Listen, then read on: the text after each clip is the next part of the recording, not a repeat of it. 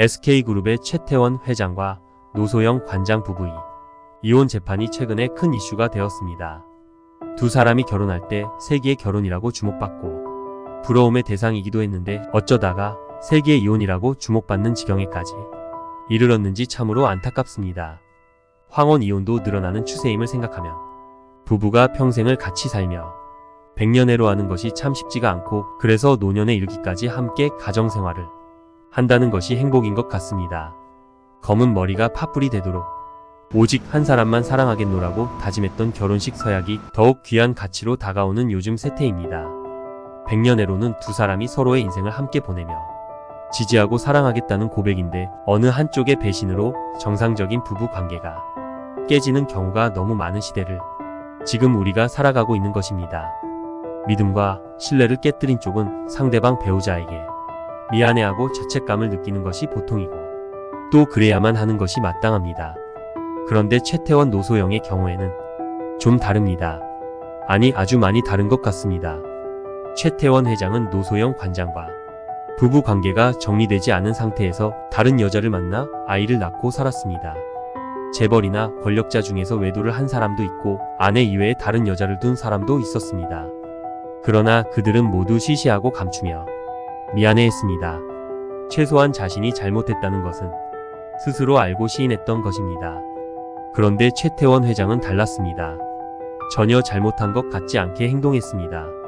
피해 당사자인 노소영 관장뿐만이 아니라 대한민국의 대부분 아내들이 분노한 지점이기도 합니다. 뭐 그리 당당하냐는 것입니다.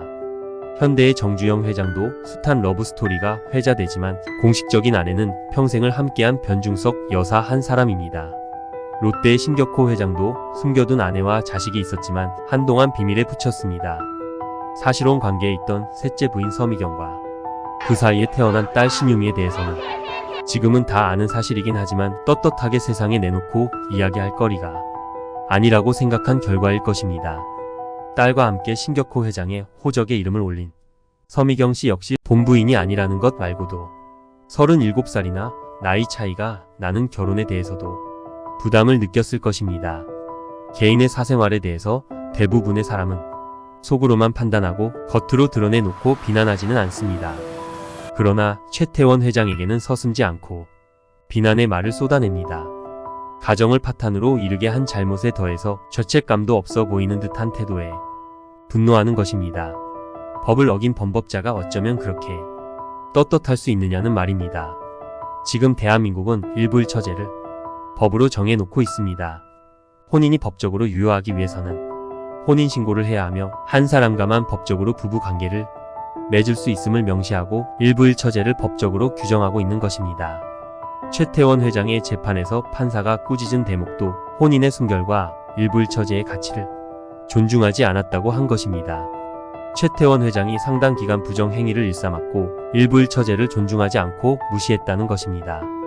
2심 재판 후에 노소영 관장은 대법원에 상고하지 않겠다고 밝히면서 혼인의 순결, 일부일처제의 가치를 고민한 훌륭한 판결이었다고 평가했습니다.